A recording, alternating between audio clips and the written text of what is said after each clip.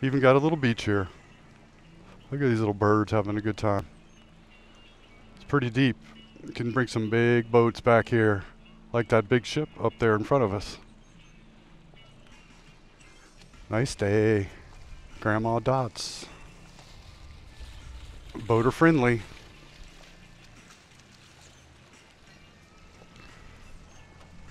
Nice looking sailboat. And you get fuel up here too.